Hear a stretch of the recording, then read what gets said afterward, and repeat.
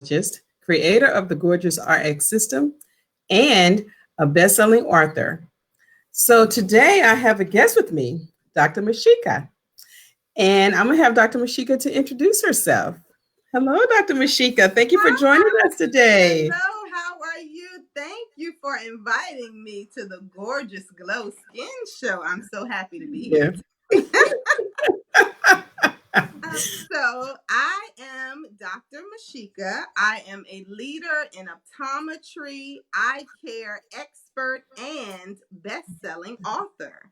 I help other doctors to optimize their staff so that doctors can focus more on patient care and revenue and less on staff management and development. So I do so through my coaching, through my speaking, and through my signature workplace workshops and retreats from medical offices. You can find me on social media, and you can also find me by reading my book, Fix My Staff: Tools to Create and Retain an Unbreakable Team. Perfect. Thank you so much. Thank you so much for sharing that with our audience. So today, as you can see, our title is What Are Behind the Glasses? And like Dr. Mesheca said, she's a optometrist. And we are going to talk about common things that you can see on the eyelids and common problems that she has seen in her office. Yes. And so, of course, with us talking about the skin, we definitely have things in common as far as seeing, the same patients with the same problems. But then I want her to give us, she's going to give us some little tips that she can share with us about as being in the field that she's in, some things that we need to be doing differently and, to help with our skin problems that we have around our eyelids. So, Dr. Mesheca, do you mind explaining what is it that you really do? Okay.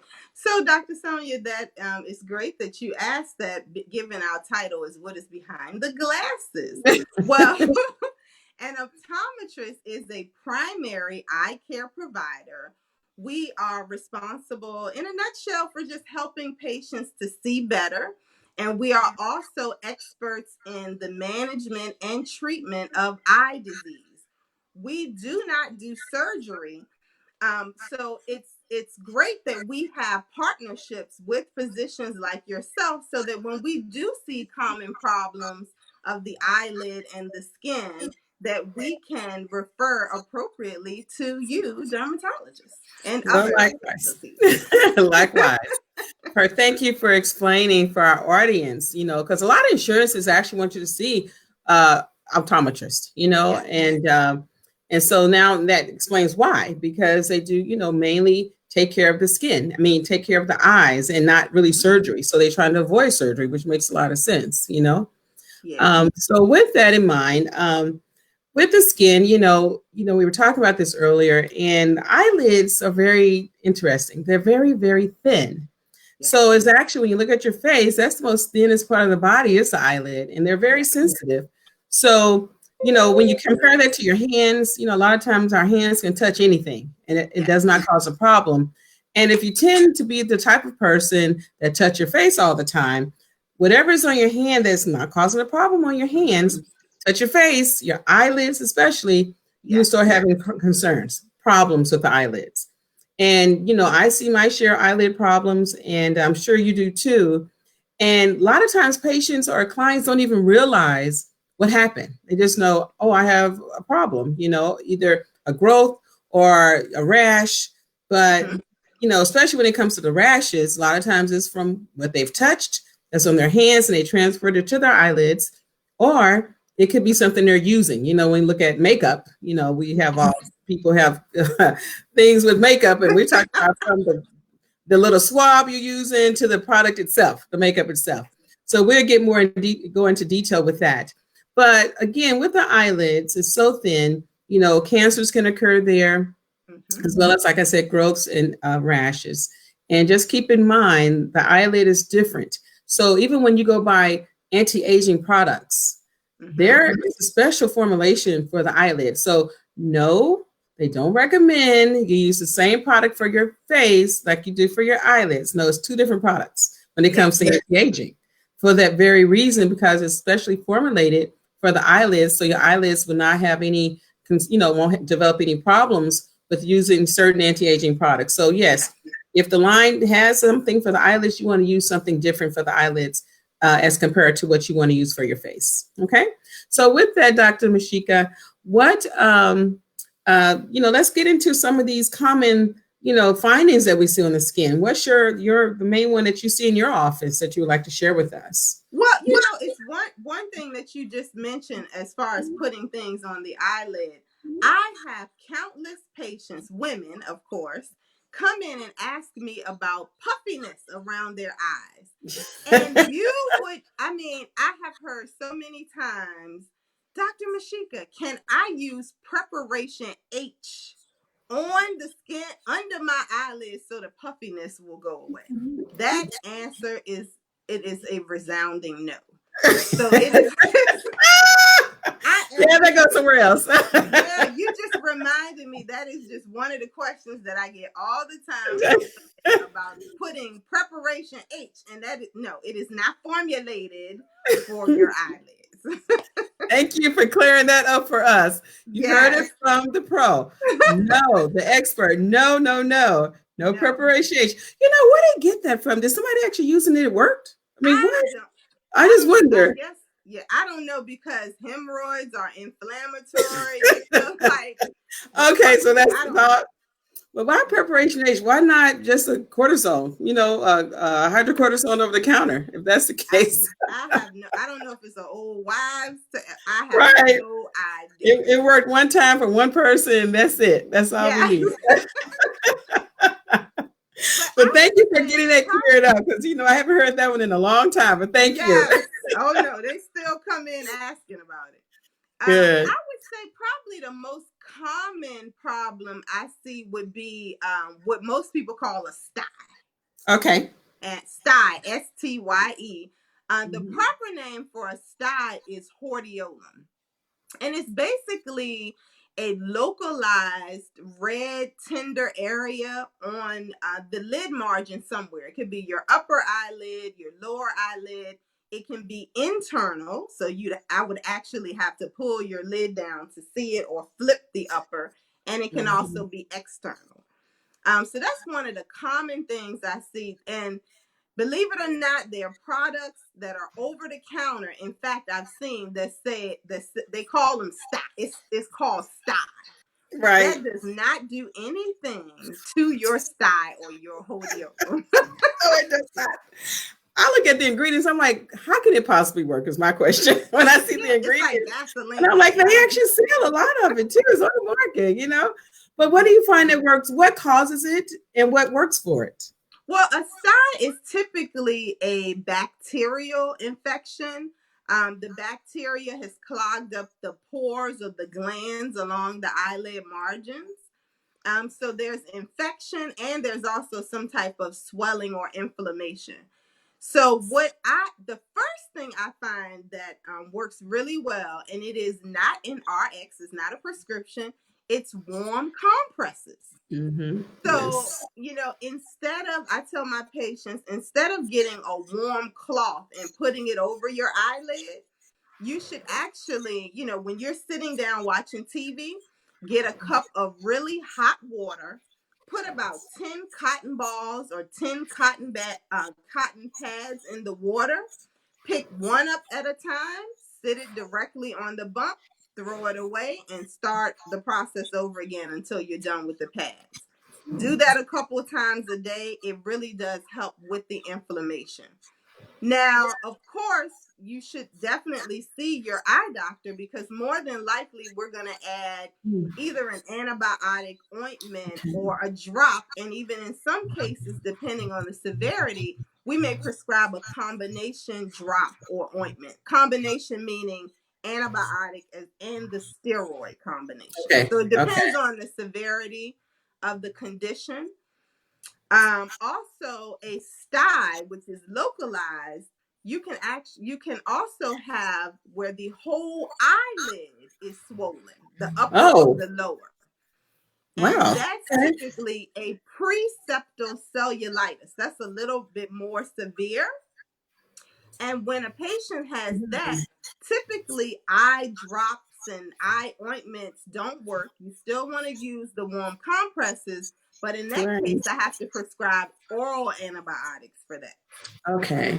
Yeah. Okay. I And haven't never seen that. So I'm glad that, that you mentioned that. I've never seen that, and I hope I never do, But, usually they would go right to you.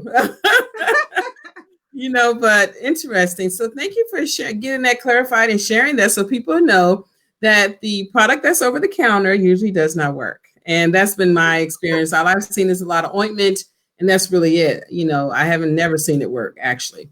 But perfect. So the next common finding that you see in your office is, what's the next common thing that you find people present with? The next common thing and we touched upon this a little earlier, would be what we call contact eyelid dermatitis.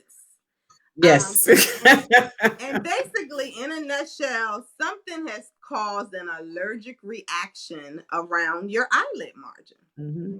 Exactly. And the number one cause of that, ladies, since we're on the Gorgeous Glow Skin show with the Right. gorgeous gals, is eye makeup and lashes. I've seen Mhm. so many issues with false eyelashes. Yeah. Wow. So, Is it the glue, or is it the fact that they're manipulating their eyelids, to put the glue in the eyelids on, the eyelashes on, or is it something, some type of ingredient in the yeah, eyelashes that's causing a problem? I think it could be a combination. Most of the literature that I've read has says that it's more or less the glue Okay. that they're using. There are certain products and things that are in that adhesive. I said glue, but that Right. adhesive that Exactly. causes a reaction. And I know that one of the ingredients is formaldehyde, if I'm not Oh, mistaken. okay. Okay. Yeah. So Yes. yeah, and then also, when you have a person that's installing your lashes, whether it's individual or the strips, and I'm talking about somebody else, if they Mm-hmm. have on latex gloves, maybe the Mm-hmm. actual client doesn't realize that they have a latex allergy, or they Exactly. forget to mention that they have a latex allergy. Right. That makes sense. And that's where, when you're getting these done, actually these eyelashes placed professionally, they really should do some type of intake or some consultation to make sure you're not having a problem, or you don't have a problem with any allergies of or chemicals of some sort. Yeah. Um, so do you see, because I know there's the eyelashes that are the one strip that you use to glue, and then there's the ones that you put on individually, like the mink eyelashes. Yes. Is there a difference with the adhesive there? Is that more of a contact with the mink, the individually put on, the ones they individually put on, or do you see more of a contact with the strip? I think I typically see more of a contact with the strips. Okay. Yeah. Okay. Yeah, Okay. because I find that with the strips, it's not that they're going somewhere to get them put on. It's the Uh-huh. client or the patient. They come in and they say, "Oh my goodness, I tried to put my lashes on today." Okay. Right. So they don't go to a professional to have them put on. So Exactly. Okay. most of the time when I see the problems, it's the patient that has attempted to put the lashes on themselves. Maybe they Mhm. put in a little too much, or Okay. yeah, I haven't found too much that the mink or whatever the lashes are made out of. I haven't found too much that causes the reaction. It's Okay. mostly the chemical Exactly. that they've used. Yeah. Okay.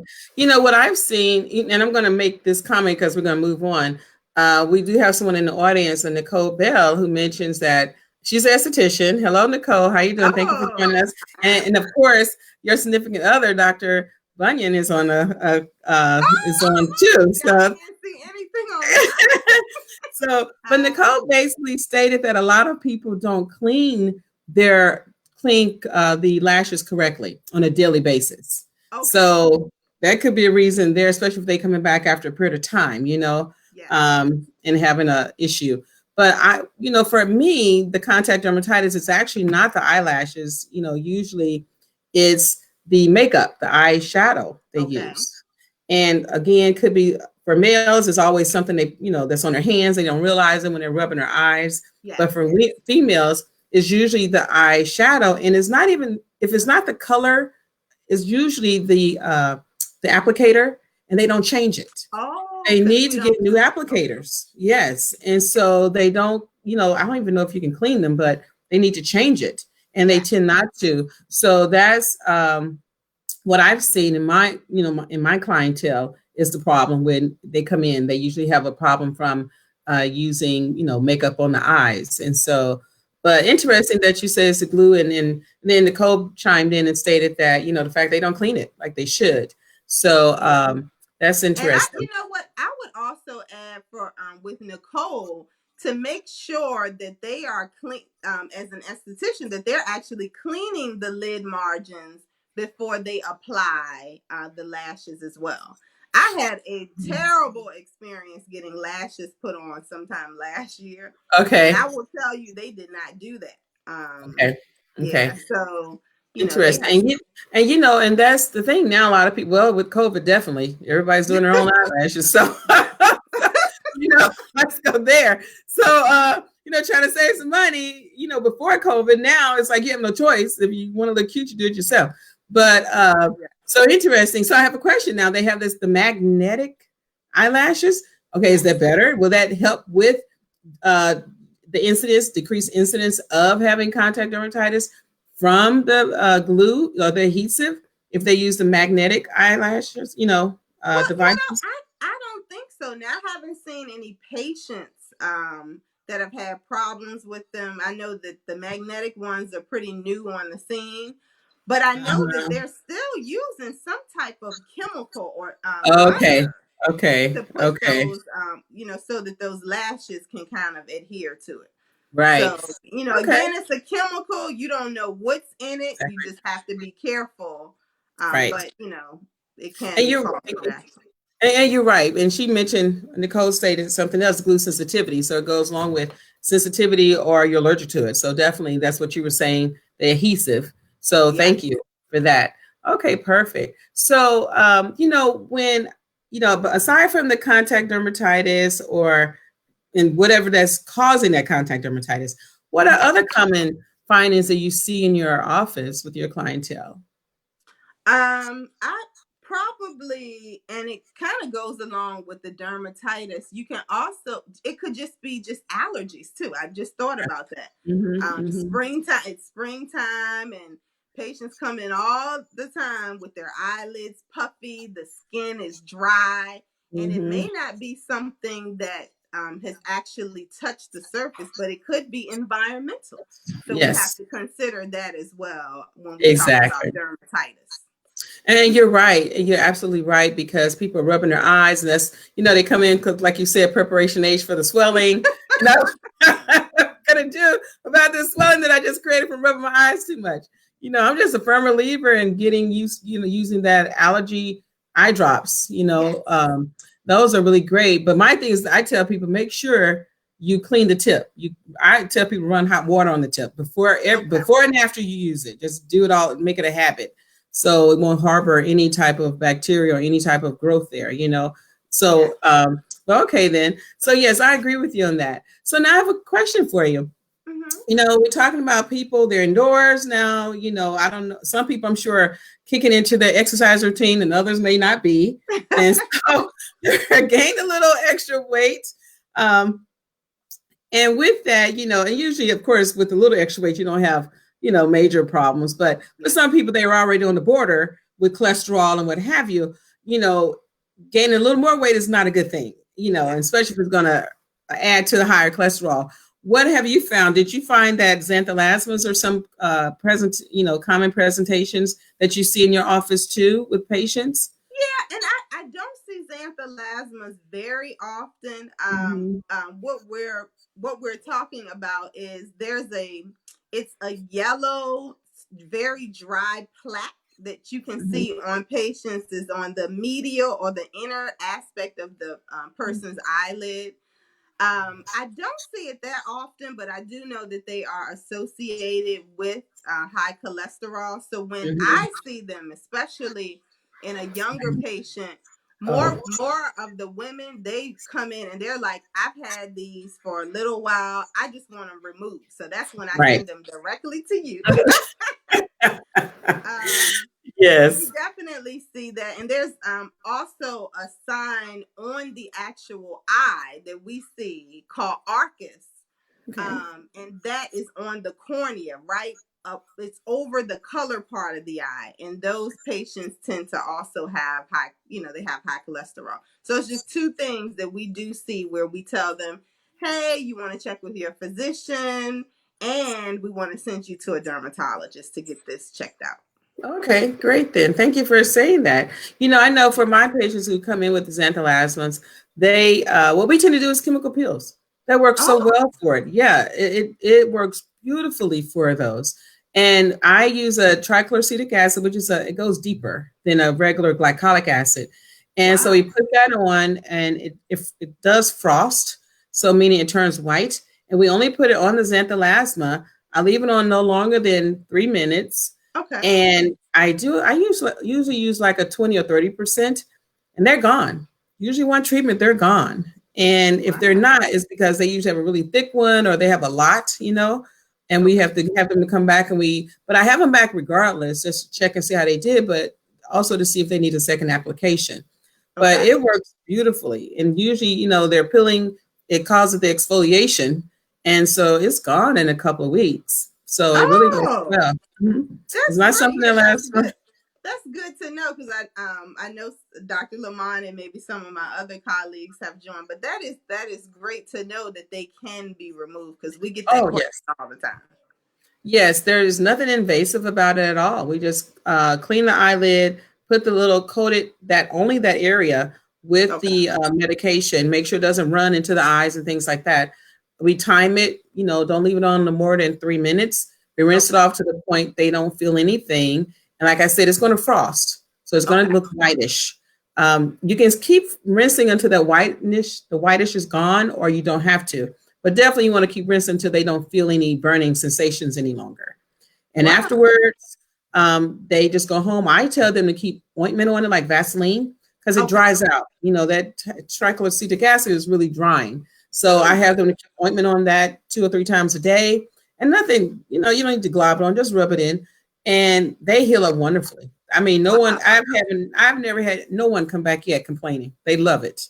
They're very happy with the outcome.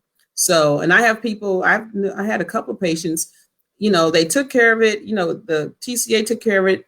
They were fine. It came back 2 or 3 years later and they had it back, and some more eruptions. So we did it again.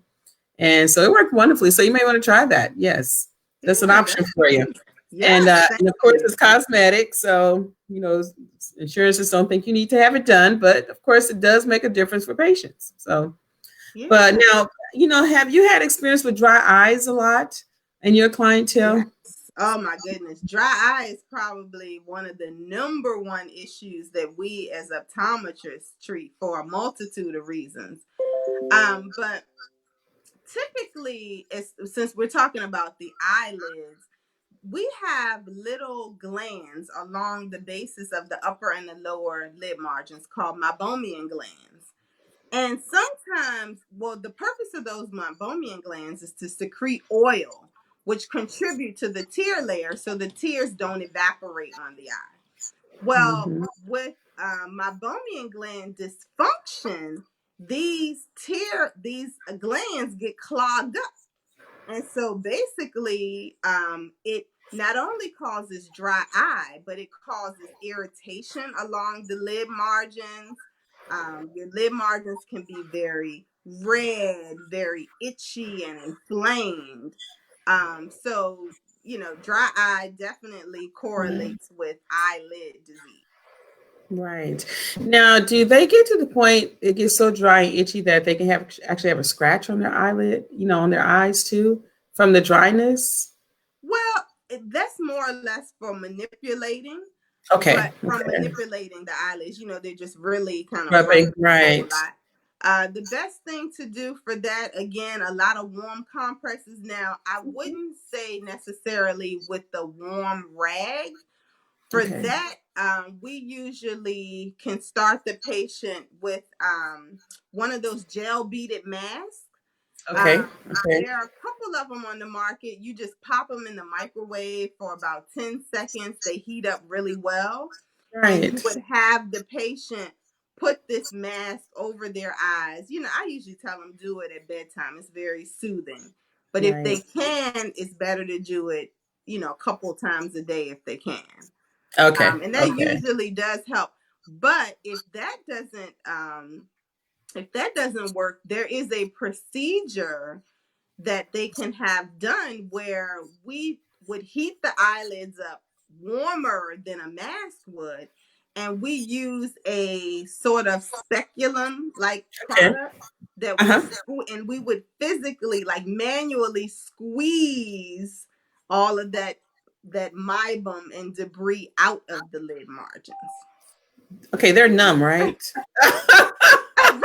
I mean, the thought of that, it's Yeah. funny. I can tolerate a lot of things. Certain things I cannot tolerate. The thought of that, it Yeah. sounds so painful. And that's It's sort of scary. last resort. Okay, last resort. Okay, okay. Yeah. Oh my goodness, you actually manually squeeze the contents out, Yeah. which makes sense. Yeah. You have to do that sometimes. Oh my goodness. So, oh man. So I'm sure patients are not happy to hear that when they have to go through that process. Yeah. Yeah. But they look and they feel a lot better once they have that Right. procedure done. And there are Okay. different brands of it. The one that I use at the ophthalmology office where I Okay. work is called Eye Express. It's the Eye Express system. Okay.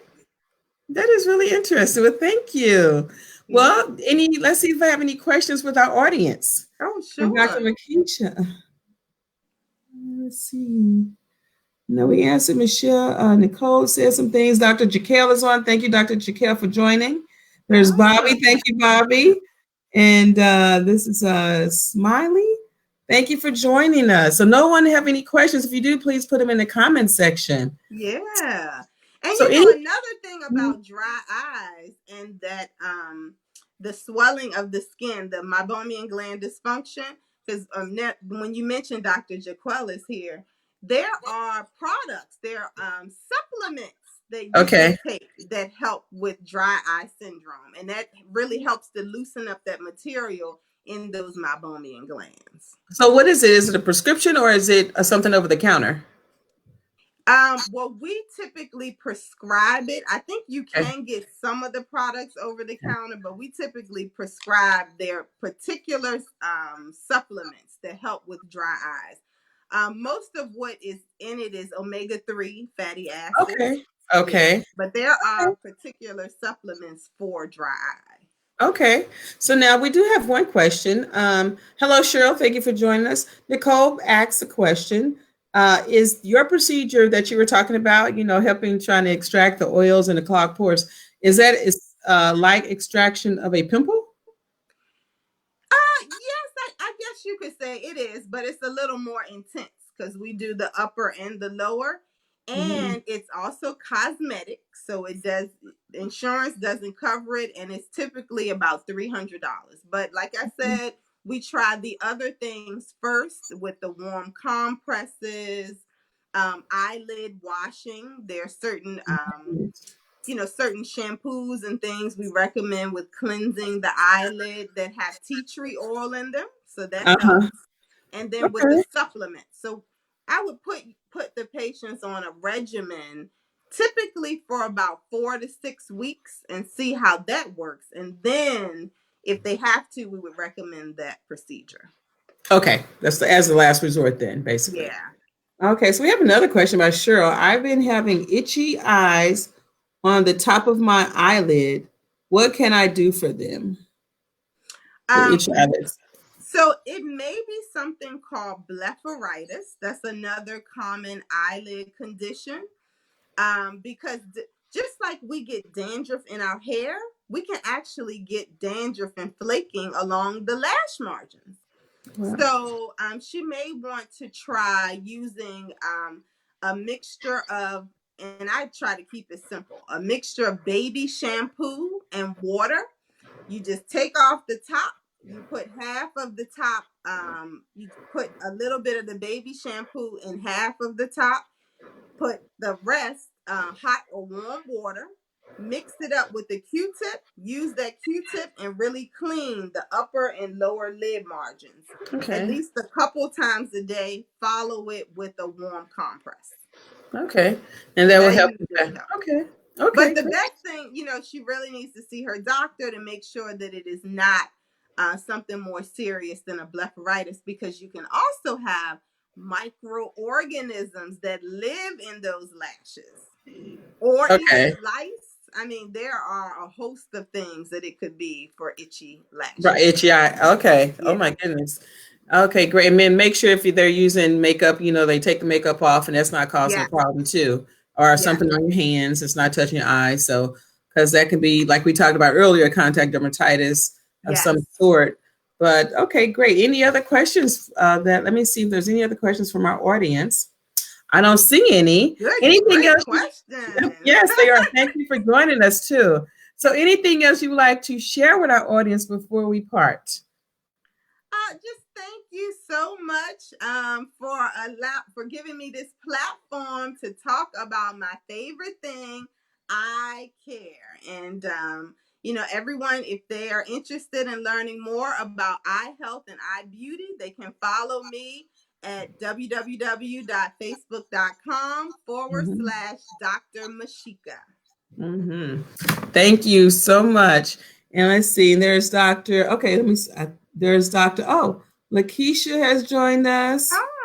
And hello, Dr. Lakeisha. And she'll say, okay, thanks. And Josephine.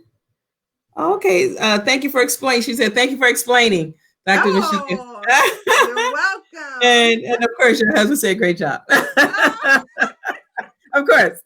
So thank you all for joining us. And thank you so much for spending time with us today and talking about some common things that, people, especially when it came to the side, that's nice to know. And yes, ladies, the anti-aging, puffy eyes, no to preparation age, right? But yes to, there's several things actually. Yes to sleep. Yes to taking care of your allergies. Yes to getting those cool compresses. That's why they use those cucumber slices. Yep. Put them on the eyelids. They actually do work. Yes to collagen supplements. Yes. Drinking, you can take the powder that you can mix up, or you can get some collagen products to rub on your eyelids. Of course, my product line has that. So if you need something, Gorgeous RX, GORGEOUS RX.com has collagen builder and eye creams. And then there's also injections. You can get, if you don't want the injections, but if you do, you can have fillers placed in the lower eyelids to help with the, I'm sorry, not with the puffy eyes, but with the sunken eyes. So, so for your puffy eyes, you have the rest, cucumbers, but for allergies, but definitely for the sunken eyes and wrinkles, you have the other things I mentioned. So thank you again for joining, and thank you again, Dr. Mesheca. It's been a pleasure. Thank you, Dr. Sonya. And your face is so radiant. Let me tell you, you don't need my help. So thank you. I did not help her. This is all her. She looks good. But I'm still gonna get my products. There you go. So thank you, ladies, and thank you, our audience, for joining us. And we will see you again, and have a wonderful evening. And thank you, Dr. Mesheca. Bye-bye.